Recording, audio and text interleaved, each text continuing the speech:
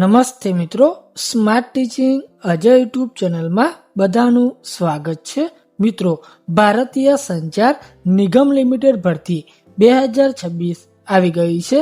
પગારની મિત્રો વાત કરીએ તો તમને ₹24,900 થી ₹50,500 લગી પ્રતિ મહિને મળવાપાત્ર રહેશે.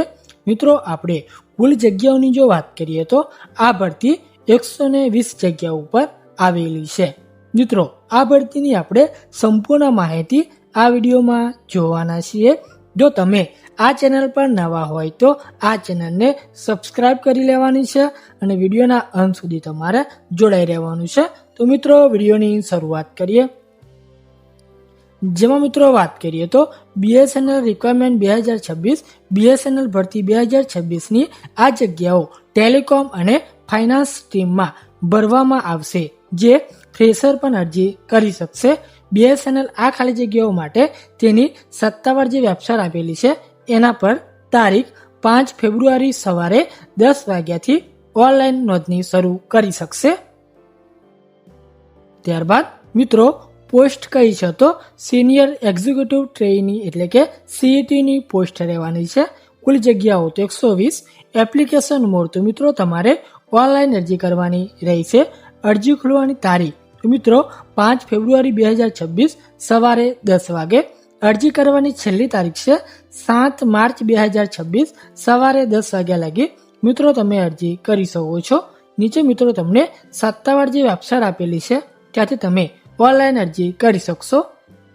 ત્યારબાદ મિત્રો, આપણે શૈક્ષણિક લાયકાતની જો વાત કરીએ તો ટેલિકોમ કામગીરી, એમાં ટેલિટ્રોનિક્સ અને ટેલિકોમ્યુનિકેશન, ટેલિટ્રોનિક્સ અને computer science, information technology, electrical ઇક્વિપમેન્ટ્સમાં પૂર્ણ સમય bachelor of engineering, bachelor of technology એટલે કે BTech ડિગ્રી અથવા સમકક્ષ ડિગ્રી ઓછામાં ઓછા 60 ગુણ સાથે તમારે પાસ કરેલી હોવી જોઈએ.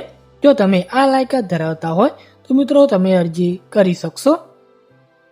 ત્યારબાદ આપણે પગાર ધોરણની મિત્રો વાત કરીએ તો આમાં પગાર ધોરણ જે IDA પે સ્કેલ E3 મુજબ મૂળ પગાર ₹24,900 થી લઈને ₹50,500 લગી તમને મળવાપાત્ર રહેશે. અન્ય લાભોની મિત્રો વાત કરીએ તો મકાન ભથ્થું, મોંઘવારી ભથ્થું અને પ્રવાસ ભથ્થું પણ તમને મળવાપાત્ર રહેશે.